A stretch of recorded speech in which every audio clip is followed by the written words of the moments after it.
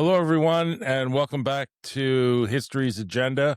We're very lucky today to have a follow up to one of our beginning conversations about learning about remote viewing.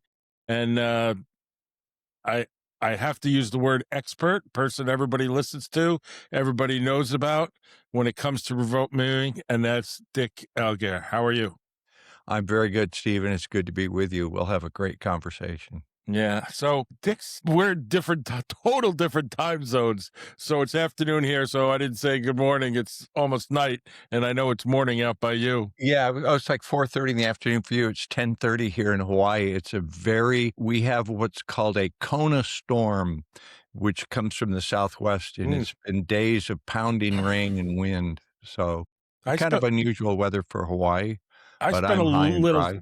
a little time there. I was there probably 4 or 5 times for like a month at a time, and it was just a total. The first time you go, you're just amazed at the weather, at the floral everything is. It's really It's a magical feel. It really is a magical feel. And it's funny, I'm old, so it was a long time ago, and it was like the 5th anniversary of the state, and I didn't realize it. And I'm on the beach, and they got the Thunderbirds or the Blue Angels. I saw it twice on the beach. It was just a magical experience being there and seeing everything in. So you're lucky to be there. I was at that celebration. I was on the same beach. I came here in 1985 and I got off the plane and I went, well, I had left Salt Lake City in the wintertime in gray, cold January, and we hadn't seen the sun in weeks. And I got off the Wow. plane in Hawaii and I looked around and went, wow, the world is in color. I'm home. I'm staying. And so I was a news broadcaster. So I went home and got videotapes of me doing news reports, came back, dropped them off at every station. One of the news directors got a hold of me and said, can you come to work? I said, tomorrow. Been here ever since. That's Chris. Lucky. It's a little complicated finding jobs, and the cost of living out there is it's culture shock. The first time I went to the grocery store and, okay, checking out this, and this, and they gave me the total. And it was like, what? Yeah, it's a little more expensive out here. Other than pineapples and coffee, right? Yeah. And there's a large beef ranch on the Big Island too. I remember we went there, I think years. And beyond that, everything is flown in. You wanted to buy a Budweiser, you thought you were being cheap. That was the most expensive No, beer there. no. And that was long before microbreweries and things like that. Yeah. But anyway, so maybe tell us how you got involved in remote viewing. I was a television newscaster. I was living on the other side of the island, and this was prior to the internet. This was the mid 1990s. And I would go to work at 2:30 in the afternoon and help write and produce the two newscasts. And I would get off at 10:30 at night and drive back across the island. So driving to work, remember when you couldn't log into X or log onto the internet and get news feeds? Right. I would listen to news radio and they would have the top of the hour news updates. And I'd go, okay, there's this trouble in Beirut. The Teamsters are striking. These are the national news stories that I need to be aware of. And then I'd go to work and do my job. And at the end of the day, driving through this beautiful forest, through the green mountains at night, this kind of lonely road. It's desolate. Back then it was anyway. Yeah. There was a show on the news radio called Coast to Coast with Art Bell. And because my radio was already tuned to that station, I'd go, this guy's interesting. And I heard him talk about some of these off-kilter topics, and one of them was remote viewing. And I thought, if that's true, I need to learn how to do that, because I had had moments of precognition, and we've all had those. Every human does, but we just discount them. The time that you're thinking about something and it comes true. And I'll give you an example of one. It's because of my remote viewing, my pathway has been opened. But a lot of people have moments like this that they don't. It it's so fleeting, and they don't pay attention to it. I was at the beach 3 days ago, and I was getting ready to swim. I swim every morning at this beautiful beach across from where I live, and the at that time of morning, the National Guard jets take off, the F-22 Raptors, and Right. the tankers that fuel them. So I'm getting in the ocean, this jet flew over, and it was one of the KC-135 tankers. And I thought, I bet those guys, I wonder if they think they're going to Iran because they're based in Hawaii, and maybe they want to be part of the big show. And then I thought, I wonder if they had to fuel the Israeli military, if they hadn't trained with them, would there be a problem? Like, do they do cross training? Like, if a U.S. tanker had to fuel an Israeli jet. These are just really rapid fire little stray thoughts. And then I thought, there could be a problem that could cause an accident. And so that was just a momentary thought. 2 days later, they just announced that one of the tankers was lost crashed in Iraq. And I bet it'll be a fueling accident. So that's it. That's the type of things that happens to everybody, and they may not notice it. It's like the person who's thinking of an old friend, like, oh, I had a high school friend. I haven't talked to them in 15 years. And then they call you, or Yeah. you hear about them. So we've all had that experience. And that is us communicating with our subconscious awareness. And remote viewing is a stylized, protocol-driven, structured method to open a communication pathway between your conscious mind and your subconscious mind, where all information, consciousness is a field, it's a dimension. All information is there. We're closed off of it because we're in these human bodies, and our awareness is focused on what we see and hear. But a little part of us is in that greater consciousness field, and that's what remote viewing is being able to access that. I think those things happen to me all the time, and I think it took me a long time to realize that I have to pay attention to them. Yeah. I mean, that's a big thing. I mean, even as simple things like I woke up once and my mother was in a nursing home. She'd been there for 3 years, and I said, I got to go see her. And I called in sick to work. I got in a car, and I drove there. When I got into the parking lot, I was getting out of the car. The phone rang, and it was the nurse. Said my mother was You going to need to, pass away, and it get here as soon as she can. And I'm like, yeah. I'm outside. Things like Well, that. I would expect that you have had a lot of experiences like that because of the nature of the broadcasts that you're doing and you're interested in. So you've got one foot in that In that door. door. Yeah. Well, I had a crazy one. I don't need to tell you. I'd rather listen to Oh, you. go ahead. Listen to me. I like hearing about it. So I worked a block away from the World Trade Center. I lived in New Jersey. I took the PATH train into the World Trade Center every day at 8:30, 8:45. Walked up the elevator and left and walked 2 blocks away every day. So on the 10th, my friend had a heart attack and he was coming back to work on the 11th. And he lived by me in not New Jersey, in Rockland, but we took the same train. So I called him at 4:00. I said, I know you're thinking about coming tomorrow. I think you got to wait a day. He's like, what do you mean? I got to come at work. I'm just going to come in the morning and then I'll go home early. Nope. He goes, I said, absolutely not, under no circumstances are you to come tomorrow. And I packed up all the things you need. I drove it in a rainstorm to him in the middle of the night and dropped him off to him so he wouldn't come in the next day. The next day, 5:00, I woke up in the morning. My father was in the hospital. I called my boss and said, I'm not coming to work today. I'm going to go see my father in the hospital. Yeah. So I'm sitting on my bed instead of being on the escalator in the World Trade Center. You know, that's the I still am a 9/11 victim because I was there. I helped I helped a whole group of people, families down there. So I spent a lot of time afterwards. But and I'd gotten cancer from it and all those kind of things. But it's still a weird kind of events. My father's dying in the hospital. He gets the message to me not to go and get on the train that morning and come see him. Just Well, it wasn't your time, and you yeah, have a I mission that agree. needs to be fulfilled. So there are higher powers that, I make agree that with you happen. 100%. And that's just the way it is. And I don't really tell that story very often. Now I told it on the air, but I don't tell it that often because it's almost surreal, hard to believe, except I lived it.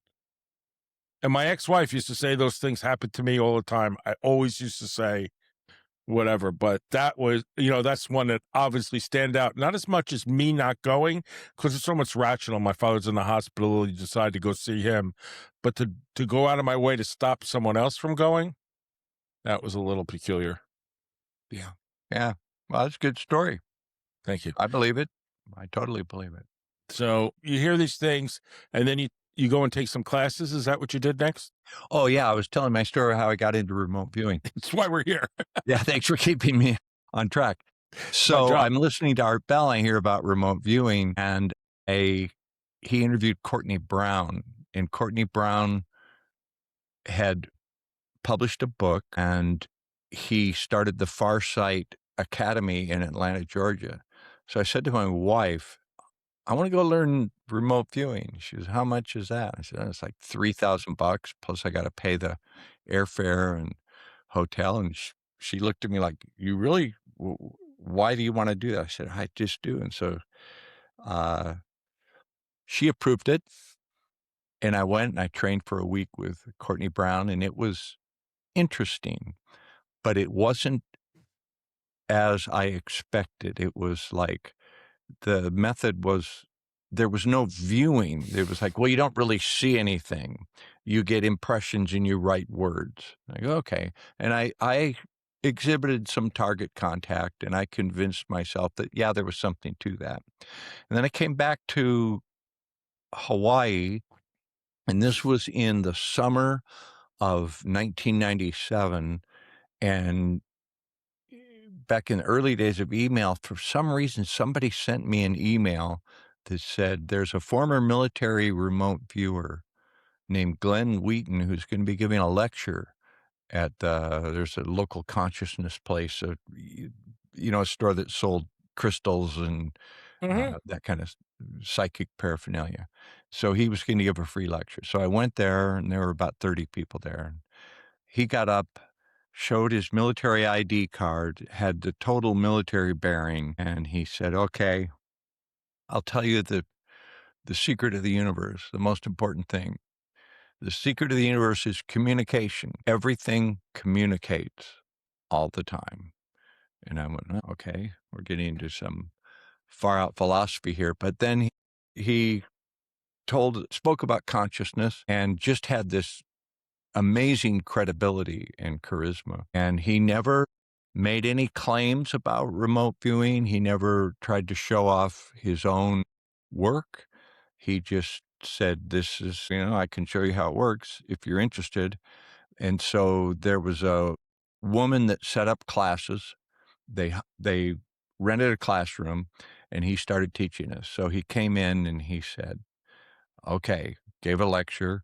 Then he taught us the first protocol. On a clean sheet of paper in the upper left-hand corner, write the word ideogram. Sliding over to the upper right-hand corner, write page 1, colon. Directly below page 1, colon, write your name.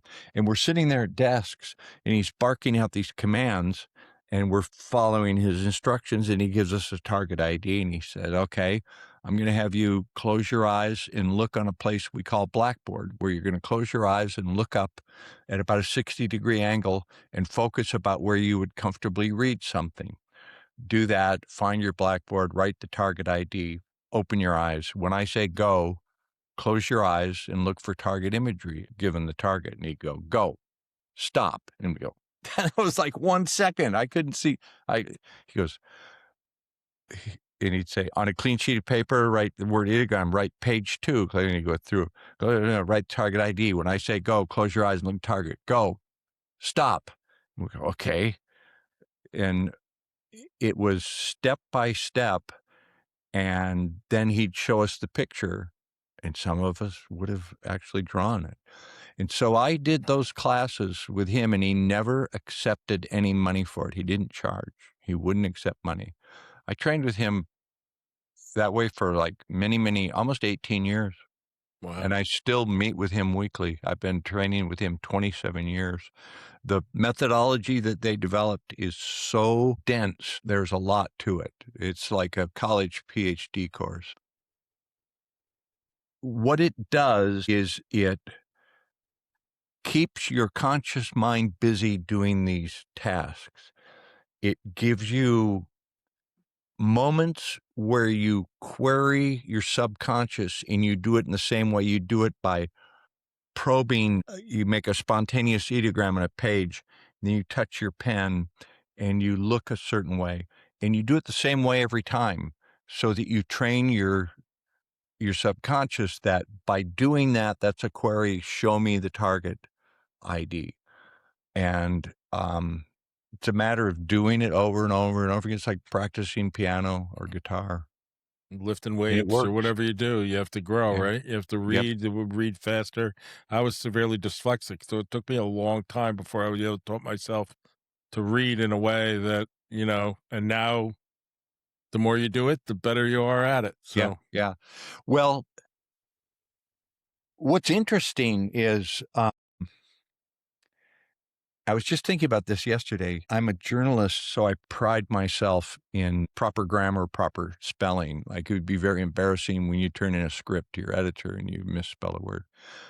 When you are in a remote viewing state, you become dyslexic. You can't remember how to spell simple words. Like, I'll be in a session and I'll get a phrase or an idea and I'll go to write it down, and I'll go. We see horrendous spelling mistakes where it looks like a third grader has written this. And I'm a professional journalist who pride myself in proper use of the language. But when you're remote viewing, your subconscious, it is like a child going, "Ooh, wow, there's a shiny thing," and doesn't know how to spell illuminate. Does open new neural pathways in your brain, remote viewing. wow, that's so interesting. So, what was your next step there? You work, you're working with Glenn, and Well, what? there were the aha moments along the way, because we were back in those days. No one had ever seen examples of remote viewing. There were a couple documentaries where they talked about Ingo Swann. They showed a couple of guys from the Stargate. I think there was a clip of Mel Riley sitting at a desk with a pen drawing something like 15 seconds of a clip. But none of us had ever seen a good remote viewing session. So we were forced to show it to ourselves. So we would be there elbow to elbow, 16 people in a room at folding tables, given a target, and no hint, no front loading as to what the target would be, just numbers or letters. And then we would produce our data and show it to the whole entire class. And then we'd get the feedback. We'd be showing the picture, and we go, "Vulture do that amazingly." And the first time it happened for me was a few months in. We're in the class, I'm working a target, and I closed my eyes and I saw people sitting next to each other, and I hear click, click, click, click, and I hear them, yeah, yelling. And I got this sensation of going down and around. So I drew people sitting together going down and around.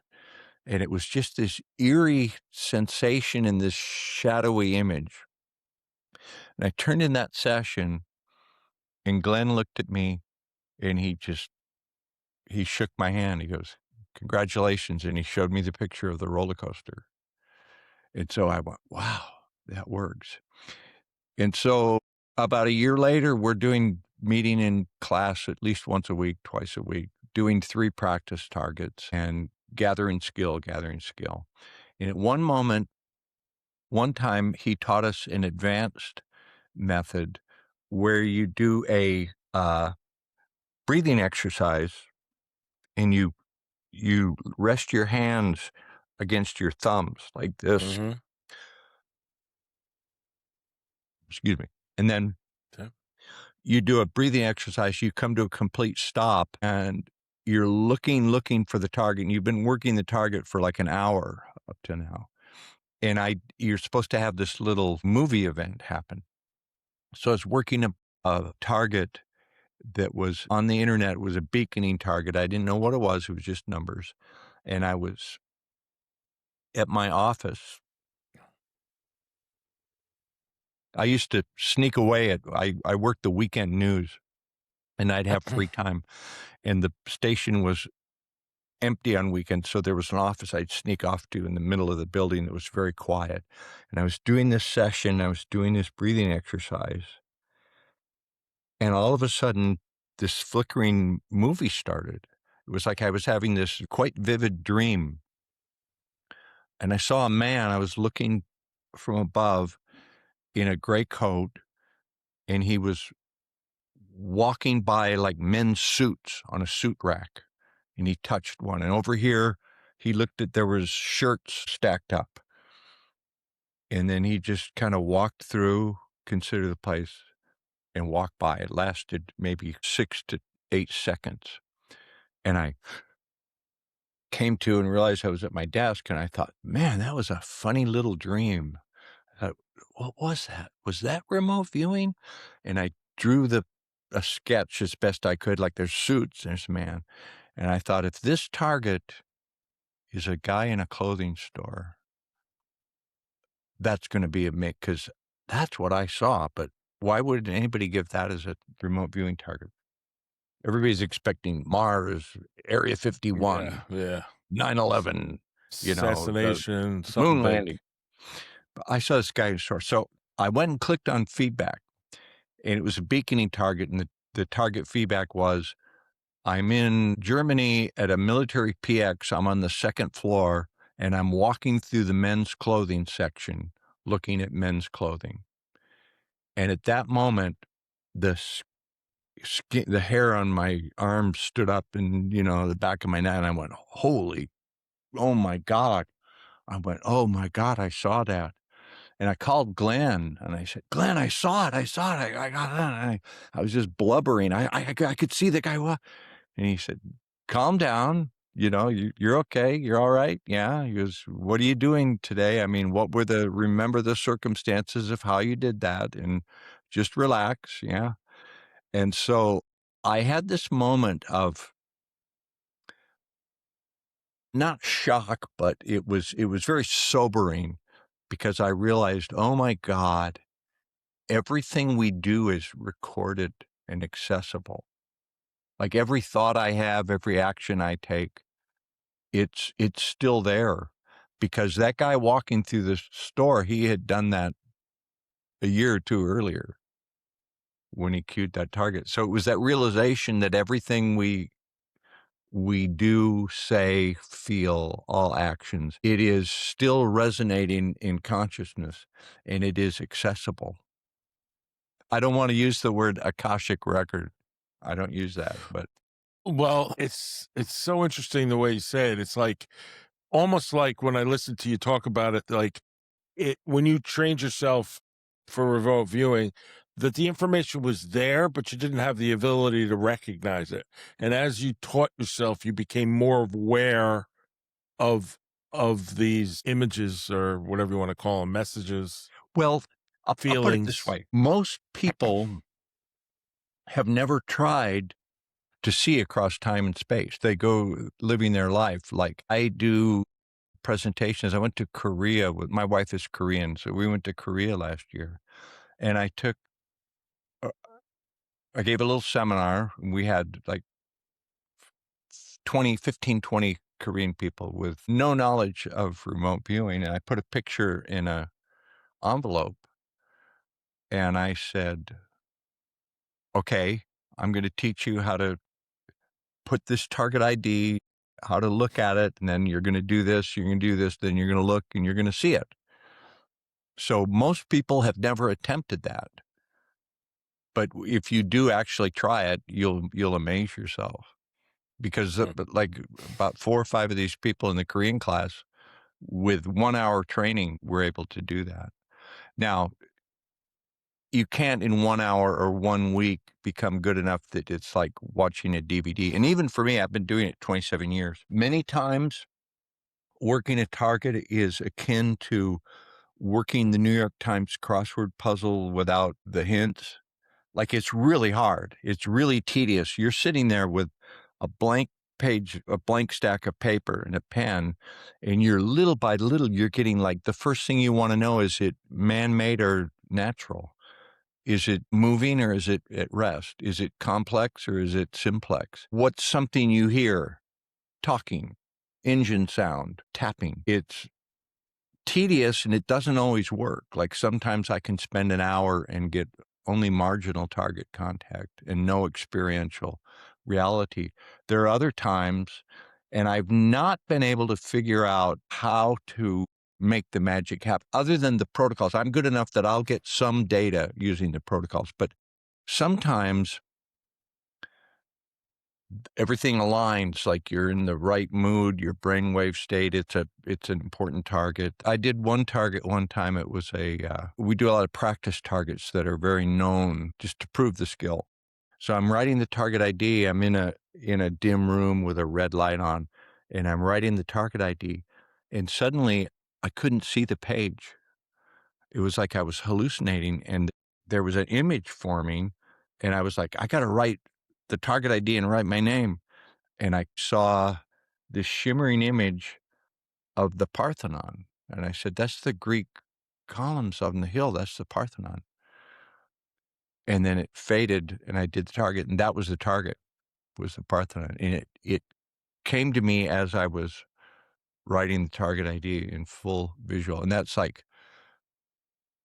happened 10 times out of 500 targets that I've done. Right. So I can't really control it as well as I'd like. Sometimes it works, sometimes it doesn't. When it does, it's quite amazing. So the target, that's the biggest question I have in my head when I watch your videos or others. The place in Georgia you mentioned, I mean, I know somebody that trained there, and then I don't understand where the target IDs come from. Is that like something made up that's put on a photograph, or how is that? Okay.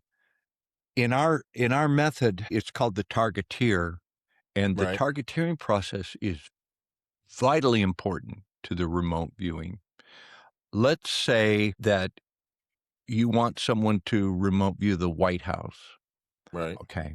You've got to the viewer has to be totally blind. You can't give them any hint. You can't say, well, we want you to remote view the White House. Well, their conscious mind is going to draw the right. columns and to say the You're, president's in there. right, You want them to know nothing about it. What the targeteer does with my company, by the way, futureforecastinggroup.com, they take that target of interest, the White House, they take a picture of it and print it out. They go read the history of the White House. They look at the time that they want us to see it, like current time or next week or December 8th, 1941, the day after Pearl Harbor, or when Roosevelt was getting ready to give a speech. So the targeteer gets all that information very clearly in his mind and has to be totally focused on that. And then he goes and he prints out we use random.com to generate a random letter number string, like A1, B2, C3, D4. You take that, and there's a little ritual. He speaks out loud. This is target out loud. Target A1, B2, C3, D4 is the White House, Washington, D.C., December 8th, 1941. And he appends that target ID to the target photo.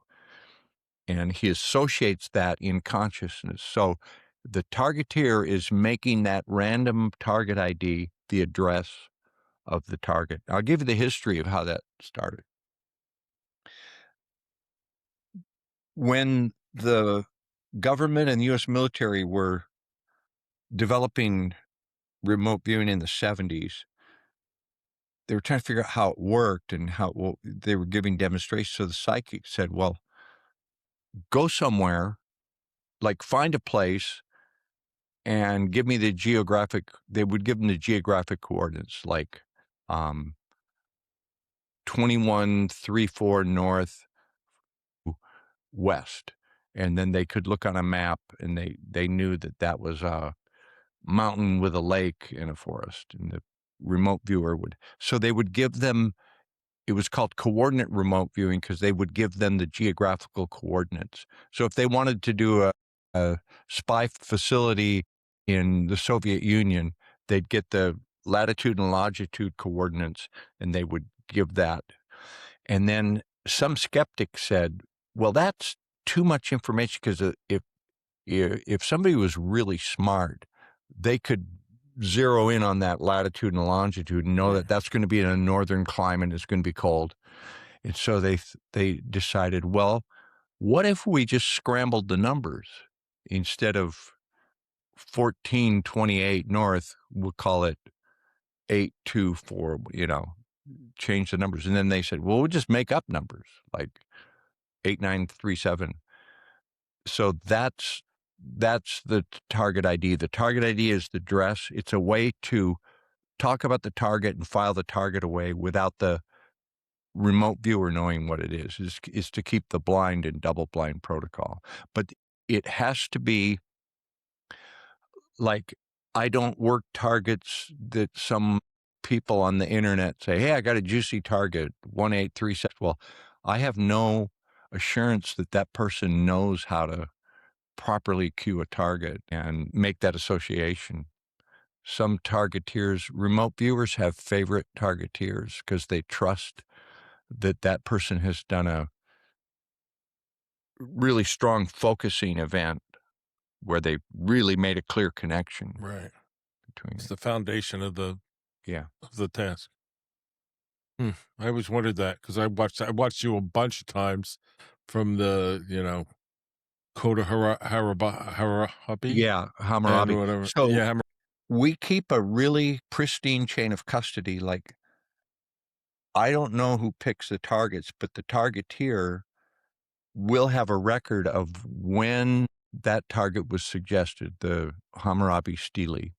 right. He will take a screenshot of the random dot generated and he'll say when he did that, and then he'll keep a target package of the Hammurabi information, elements of information that they wanted, and how he associated that with it. So there's a lot of record keeping and bookkeeping that goes into, one remote viewer working alone is pretty much worthless.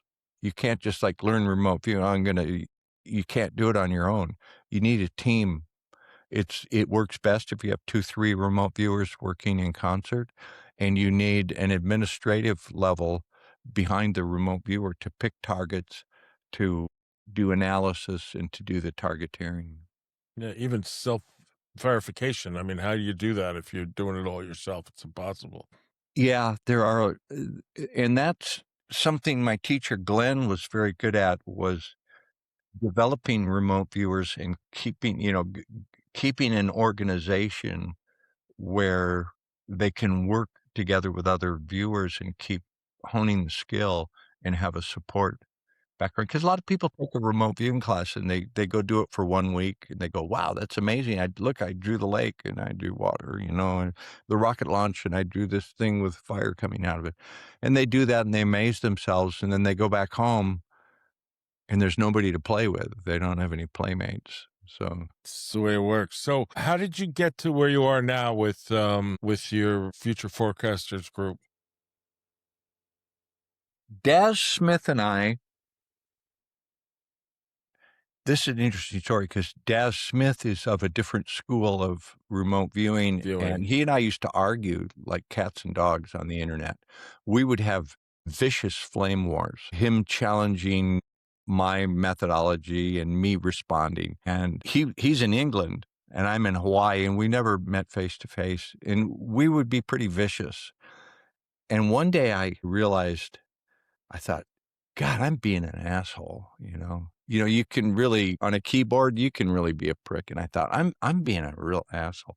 And I have a side of my personality. I can be kind of sharp. Me too. And yeah. So I thought, if I met Daz Smith in a bar and had a beer with him and just started talking about remote viewing and UFOs and our, things we have in common, our common interests, I bet I'd be great friends with him. And I emailed him. I said, Daz, I'm sorry for all the crap I've said to you, like, peace.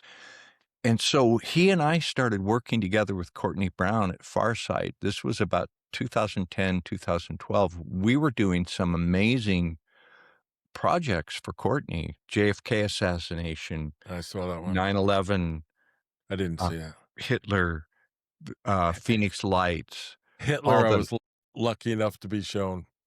yeah. So we were working hard on that, and I did one that I published out, and I did a radio show, and I was on with a famous author, and that author called me off air and said, "Dick, I have a source that would like to meet you."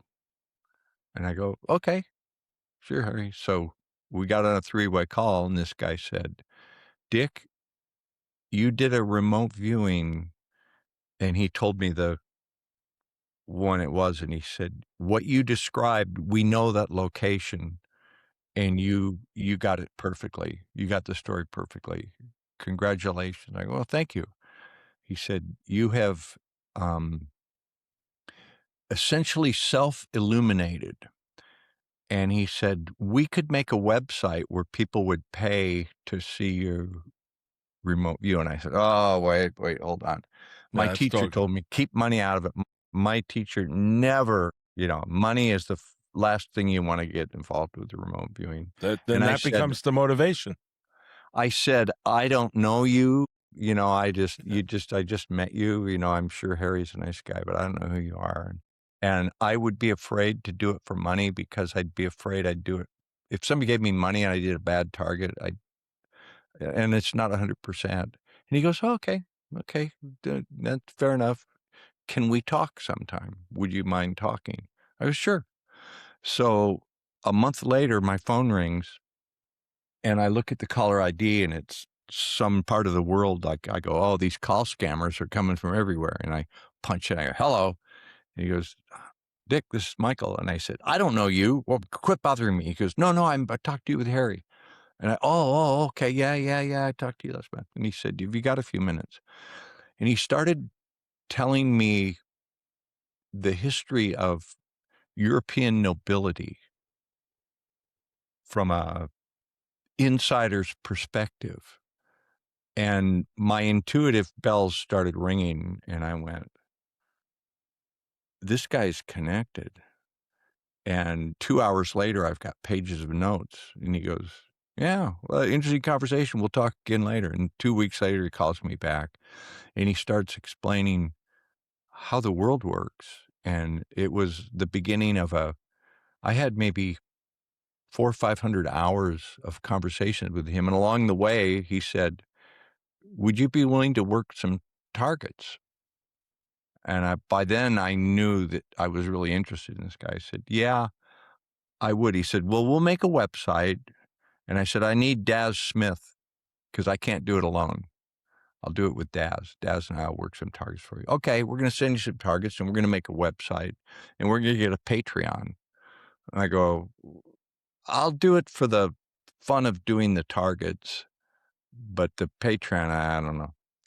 So I did it for about 8 months and I didn't take any money. I wouldn't accept money. They bought me a camera. They upgraded my computer. So that was crypto viewing. We did that. And one of the things this insider, this man is very, very well connected.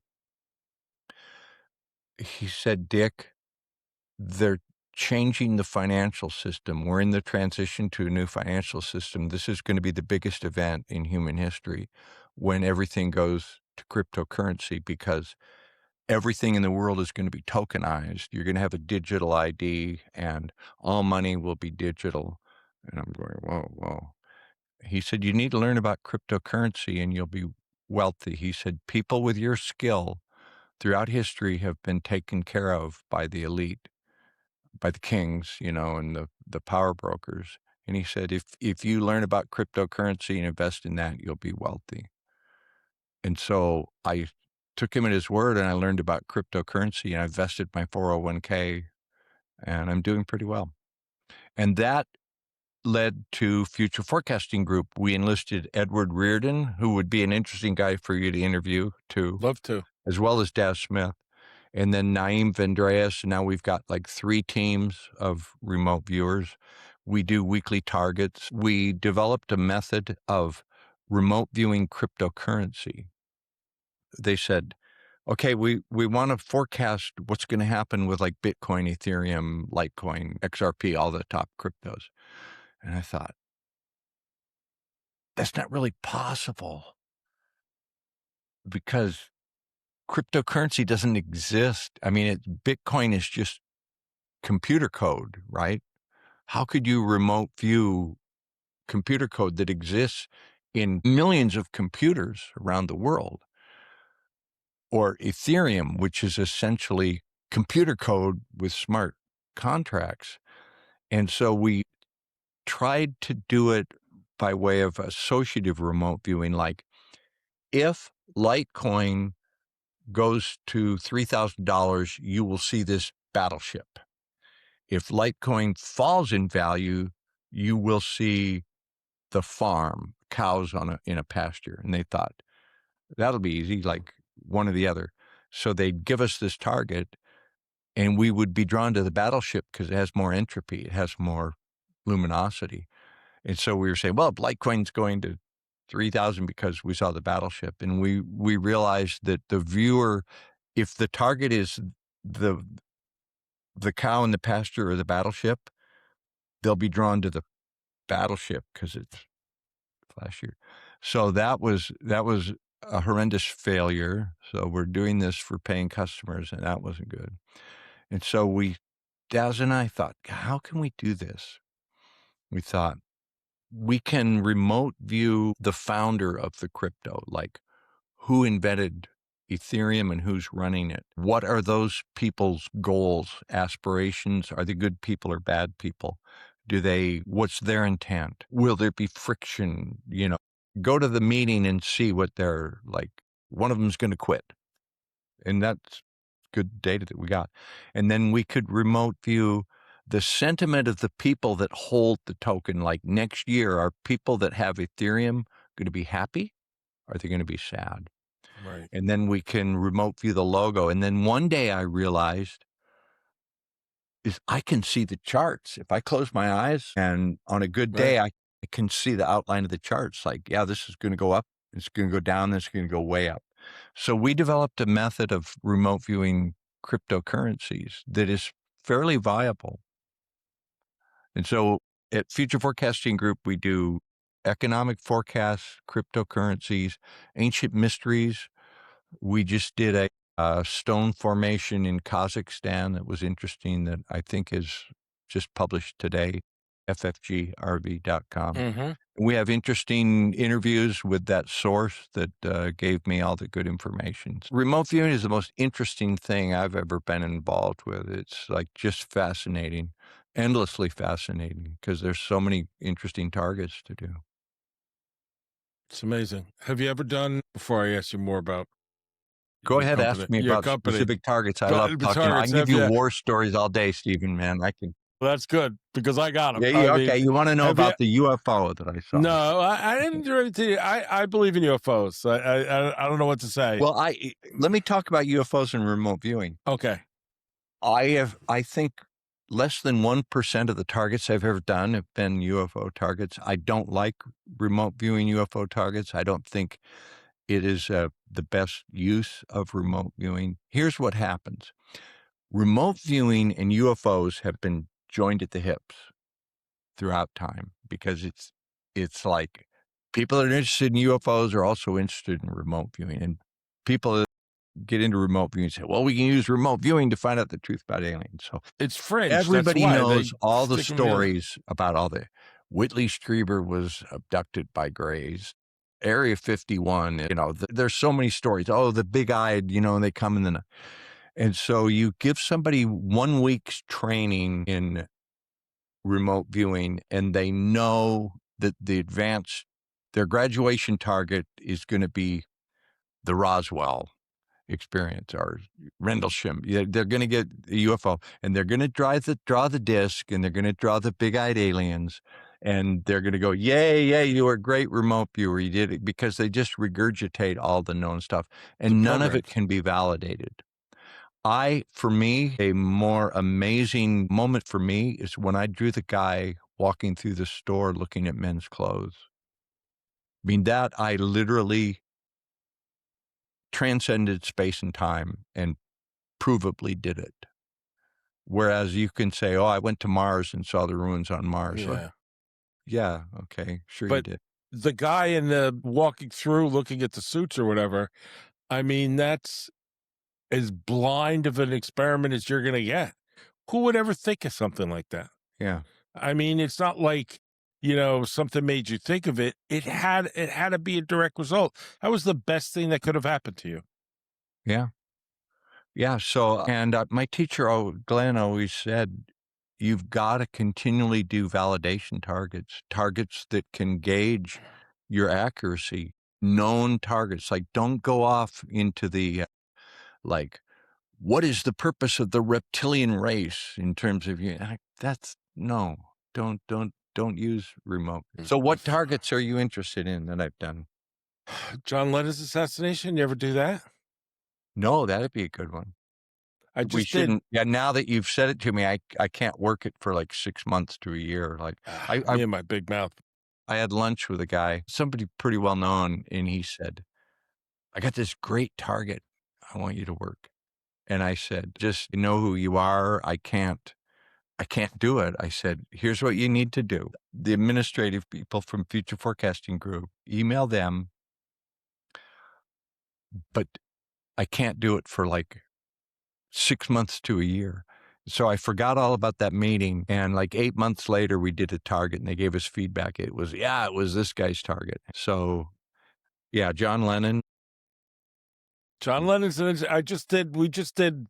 I guess three sessions. One where we went through David Whalen's book Mind Games, pretty expensive, and David happened to see it, and he reached out to us, and we talked to him. Then he came out. We did a 2-part one with him, and probably more downloads than we've had. We've gotten more and more as time goes on. You work anything, you get better at it. We Well, probably had 50 over the past 3 weeks, 50, 60,000 downloads. So I'll tell you this. Humanity is, there are administrators, there are beings, entities, people who administer this civilization and guide it and plan things 100 years in advance, decades in advance, no problem. And the goal was to bring our to a new place after World War II. It was so factory workers regimented, and they wanted to bring us to a new place. And one of the ways was through the music of the 60s, primarily the Beatles. And the Beatles, step by step, changed an entire generation.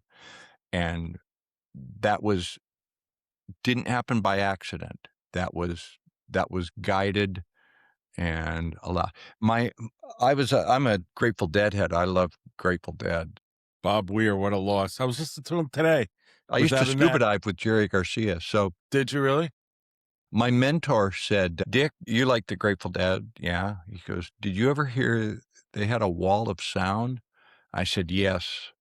I saw a bunch of concerts with the walls. So they had 40-foot high wall of speakers powered by like 10 gazillion watts.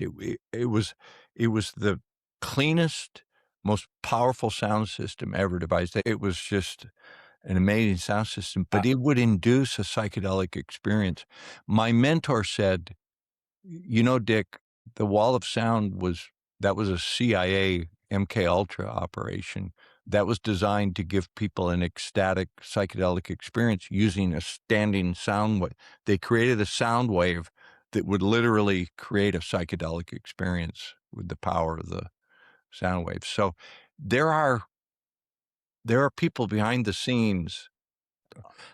I'm I'll with sound you. like a wild No, I'm conspiracy with you. theorist.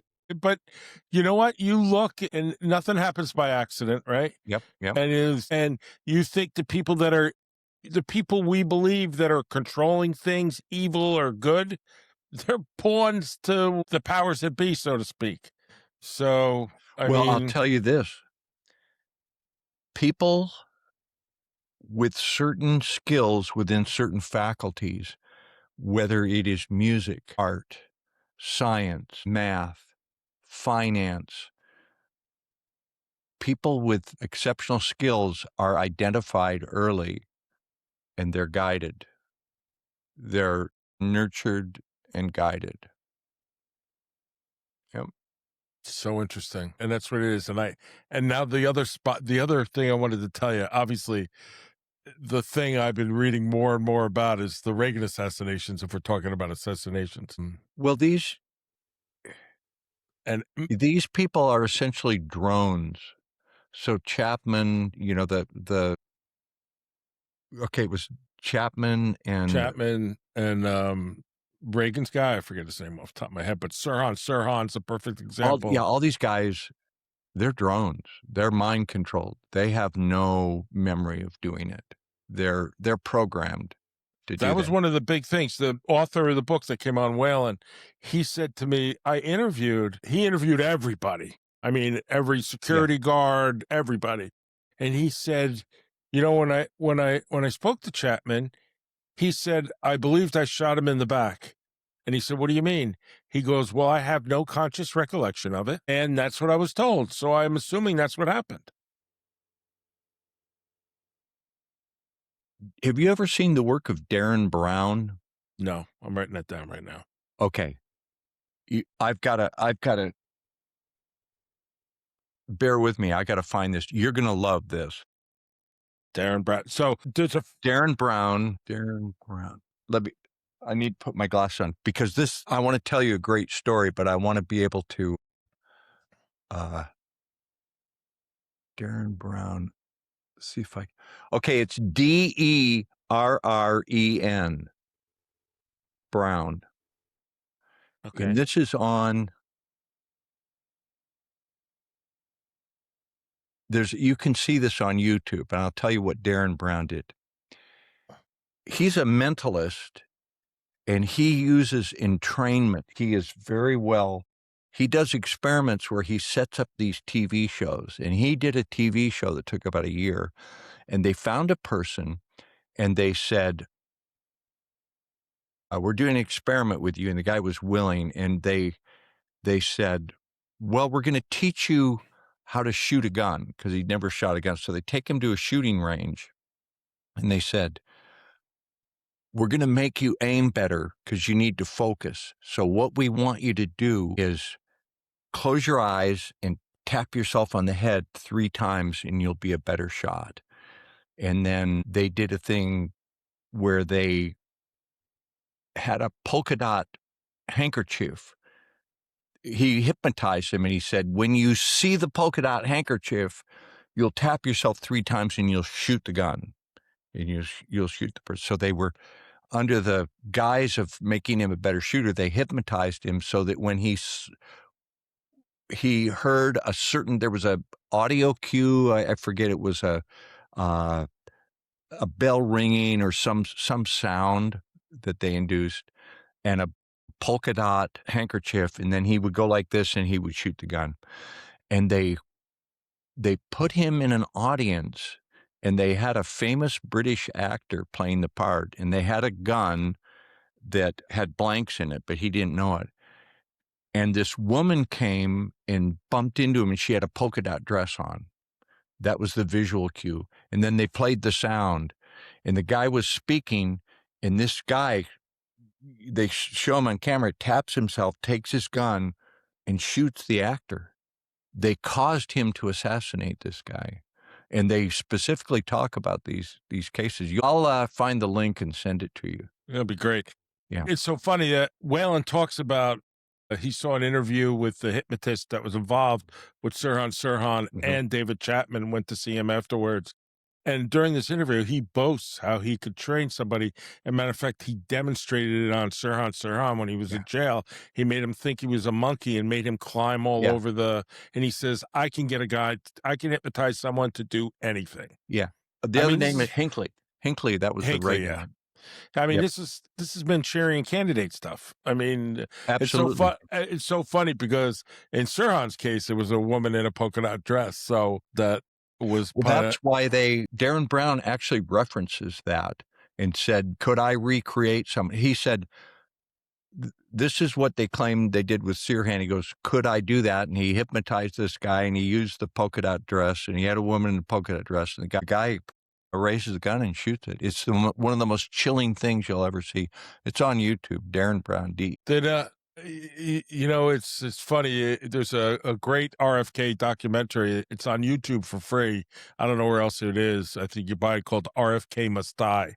And it's referencing Sirhan wrote that a whole bunch of times in his whatever, but you see they have all these films and they go through and one of the most chilling part of it is they're showing the camera view of the audience, not RFK when he gets shot. And the whole place gasps, everybody except for three guys. Mm-hmm. And when you look at them, you identify them as former CIA guys that happen to be at a convention in the same hotel, and they happen to run the assassination squad for the CIA before, and they don't flinch. They're stone-faced. Three of them just standing there, and you say to yourself, God, the world is so much more complex than I can even begin to think. Well, I'll tell you that brings to mind one of the most compelling experiential moments I had in remote viewing was the target I did for Courtney Brown. And I said, okay, what am I seeing here? So there's a city. Well, okay. The first experiential contact was I'm doing my thing and this little image forms and I'm looking and it's grass, it's green grass and it expands out. And I'm thinking, okay, I'm on target. What do I need to see? And I go, I'm in a park. I go, there's grass. The sky is blue, but it's not a hot summer day. It's kind of a weak sun, and there's people over there, and there's a roadway over here, and there's an old light post like from the 1980s. And I go, and there's a group of people over there, and I go, what do I need to see here? And I started thinking about like, okay, I'm remote viewing, I'm seeing this, and that knocks you off target because you analyze it. And I lost the vision. So I drew that. And I go, okay, well, what is this? This is a big project for Courtney Brown. It must be something important. So then I get doing it again, and I go, there's a building, and the people come. It's like a flash mob. Like all of a sudden, everybody comes at this time. They want to see something or somebody. Who are they? They're dressed well. Some of them are tourists, some of them work in the office building, some just came and they just came here to see something. And then all of a sudden something happens. They're all like, oh my God, that was awful. Okay. And then I'm working this target over several weeks. And so I'm doing another session on it. And I look and I was actually getting a massage. I have this Hawaiian lady that does Hawaiian Reiki style massage. I said, I need to work a remote viewing target. So put me out. She put on some soft music and and I'm laying face down. And all of a sudden I was looking down on this sidewalk outside this building. And there was a guy and he's walking and he's in a white t-shirt and another shirt. And he walked right by me. And I recognized him as Lee Harvey Oswald. And I went, oh my God, I think that was Lee Harvey Oswald. Lee Harvey Oswald wasn't in the school book depository. He was on the street. He never fired a gun. And so that was a moment of history that I actually saw. That makes all the effort I put into remote viewing. It was like 10 seconds, but it was an amazing 10 seconds. Yeah, supposedly NBC has that film that they never released of him standing on the front steps Yeah, of he the wasn't he didn't shoot right. anybody. He didn't shoot anybody. That It's was a amazing. that was a yeah. Well, the world is far stranger and far more controlled than we realize. So me or anybody that listens, what would you advise if we wanted to get into remote viewing? I know I look at your website, all I see is cryptocurrency and all kinds of things, so I get a little overwhelmed. But what would you say, training, whatever you do? Do you guys do that, or you We focus more on the financial stuff? Or we do. We have a couple of trainers that do classes. I think the current one just filled up, but if you contact, I think it's info@ffgrv.com.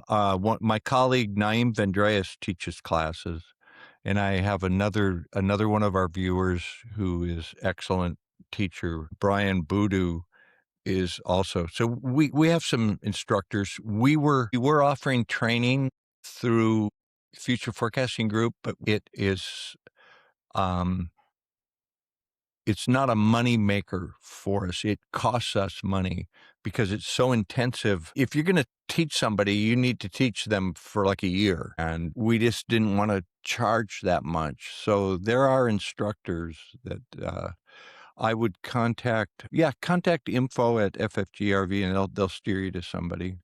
okay, great. And tell me a little bit more about people that are interested in what you're saying about cryptocurrency and whatever. And Okay, I let me watched give you, that. I can proselytize about cryptocurrency all day Okay. long. So So I'm not a real crypto guy. I bought it and sold it and was happy with what I made, but okay, I'll give you the short version. because I know that I saw the video with you have three people that you're doing this test with or Yeah. whatever. So I'm not sure if what I didn't understand was, are they remote viewing or are they No, no, listening no. to people that have the information Yeah. they develop through their talents of what you're going to, and they're going to analyze that information and make investments based on No, it. that has nothing to do with remote viewing. What we did Okay. was we took 3 people that don't know anything about investments and didn't know anything about cryptocurrencies, and we wanted them to use the information on our site, so we gave them each $2,000. So we've got a young kid who's really smart named Jack. He goes to school in Florida. And then we got a retired lady who is a Pilates instructor named Pearl. And then we got a guy who I really like, who, when we were looking for candidates, he just used his iPhone, was in his truck. He's got 3 kids. He lives in California, named Javier. So Javier, Pearl, and Jack, they don't know anything about, they're not remote viewers. It doesn't have anything to do with remote viewing. We wanted to introduce them to cryptos, like how can a normal person learn about cryptos and invest a little bit of money, and how will they do? So we gave each of them $2,000. We had them make an account with a broker in Australia called Caleb and Brown, which they successfully did.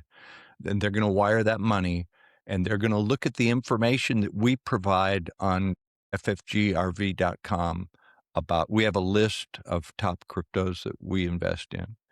So we're not giving them investment advice, we're giving them information. And they're going to invest this $2,000. And why we think it's going to be exciting is because cryptos are down right now. And I think they're going to have a bull run, certainly within the next year, probably sooner than that. And that $2,000, we're hoping those people end up with like 20, 30,000. And that'll be fun. So I'll give you we are in the transition to a new financial system. All the money is going to be digital. It's the US dollar was designed to have a certain lifespan. The financial system was agreed upon at the Bretton Woods conference at the end of World War II in 1943 or 44 at Bretton Woods, and they determined that the U.S. would be the hegemon, the U.S. would be the world superpower, and that the world would run on U.S. dollars as the world reserve currency. The U.S. is now $38 trillion in debt. That system's coming to an end. It's going to be Bitcoin as the treasury asset. every human commercial activity is going to be tokenized, and it will be read on blockchains, and that's going to be the administration of the human race going forward. And a lot of people hear that and go, I'll never submit to that. That's the mark of the beast. You're giving in to the evil ones, but it just is the way it is. So we're at a life-changing moment in our civilization when all assets are going to be put on blockchain. And it would be like, you're old enough to remember if somebody Well, would have told you, money used to be on the gold standard, right? And now yeah, it's not anymore. So it's what's the not. difference? So it's the same. One's on paper and one's in digital. It's the But same, isn't it?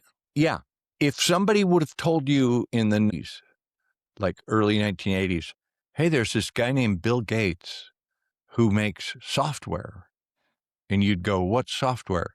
It runs computers. And you'd think, well, I don't have a computer. I'm never going to have a computer. There's some big companies that have computers, and I told you, no, everyone's going to have a computer, and the software that runs computers is going to make billions and billions of dollars. If you invest in it, you'll be a billionaire. And Apple, Facebook, Google, Twitter, Microsoft. Now it's going to be Ethereum, HBAR, XRP.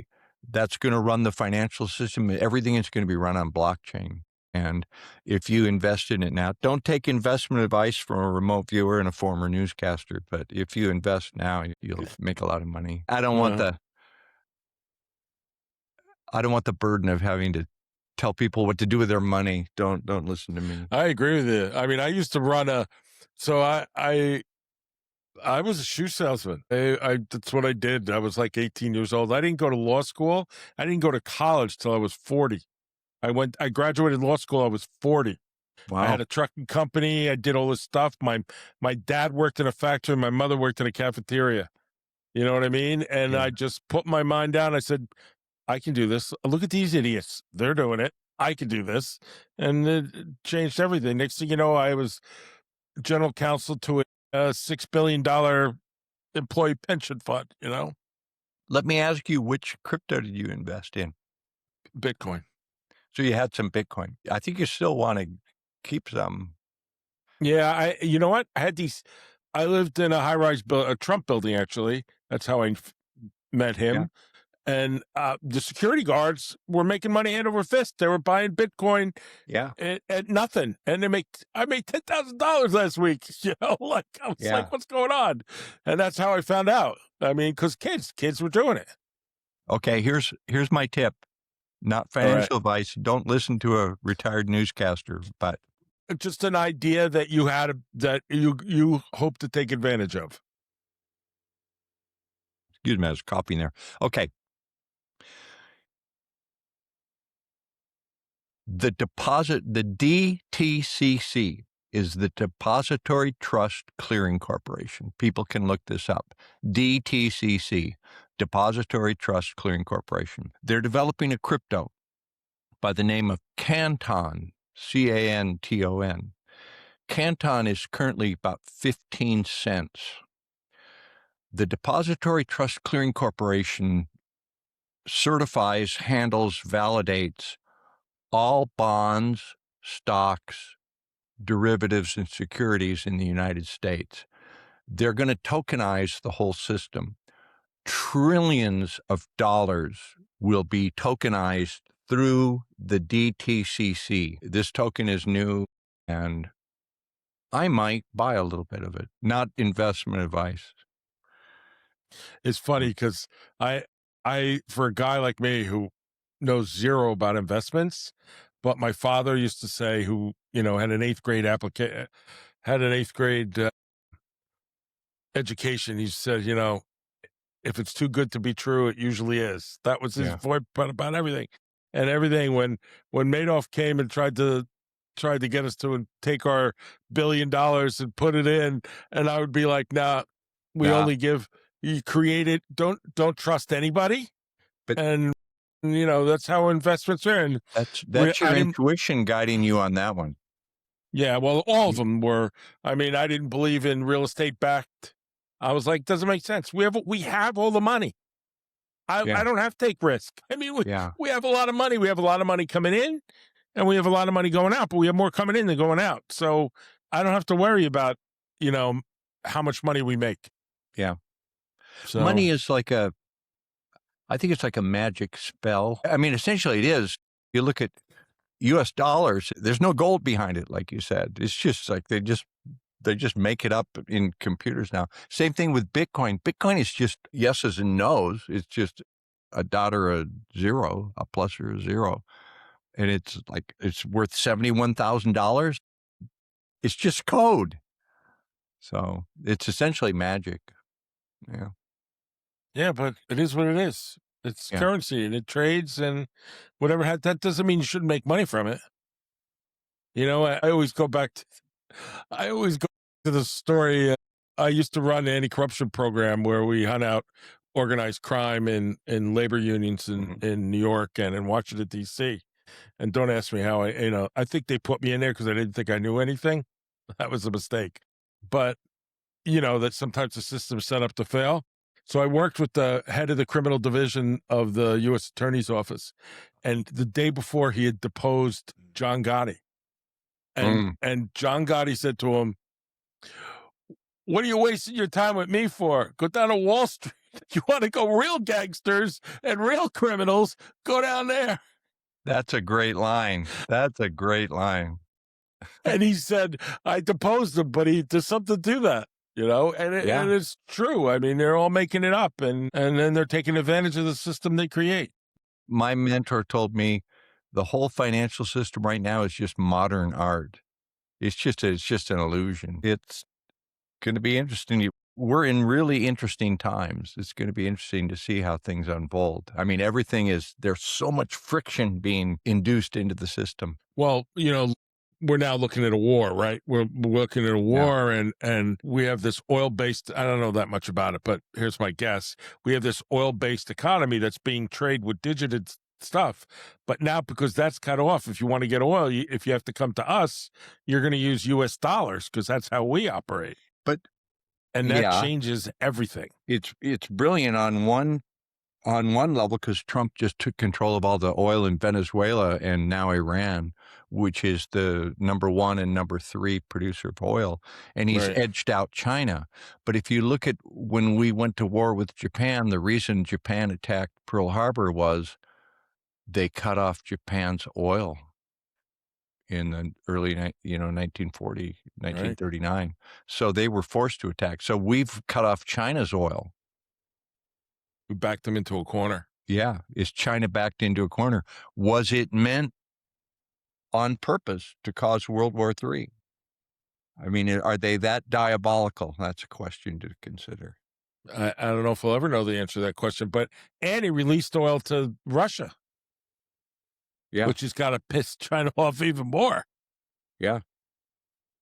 So it's I a don't big know. chessboard, and they're big players moving the pieces. Not the ones we know, anyway. Yeah. I mean, you may know. I'm just a poor, struggling guy I'm just a retired news guy who does I'm a dumb kid from New charges. Jersey. I used to sell shoes for a living. Yeah. Well, hopefully we have common sense, you and I. Yeah, I hope we do too. I think it's called street smarts because we're not stupid. Yeah. We've been abused before by lesser people. Well, I appreciate you coming on. It was really great. Hey, it's been great talking with you. We'll do it Really again. nice. So I'll introduce you to my buddies, Ed Reardon. You'd have a good conversation with him. Awesome. And Daz Smith. And watch that Darren Brown show where they recreate the Sirhan assassination. I'll find the exact segment and I'll email it to you. Okay. So I thank you so much. I look forward to, having another conversation whenever you have time. I know you're a busy guy. I really enjoyed it. I know there's a lot of things in your brain that I really want to get to. So I appreciate it so much. Yeah. So I'm gonna go look into, I have other questions about your business. I looked on going on. I saw, 2 levels. I know some guys are founders, some guys are something else. I'm trying to get my arms around it. Hopefully I'll see if we can't send you a media membership and get you on. Okay. I appreciate that. And I'll reach out to those people because I definitely want to get into some learning more about remote viewing. I'll get you something in like- one of our classes. Yeah. That'd be awesome. Thank you so much. So thank you, everybody. Please like and subscribe. Thank you, Dick. Thank you for your time, and we look forward to speaking again. And we're here for anything you need. Aloha from Hawaii. Bye-bye. Bye.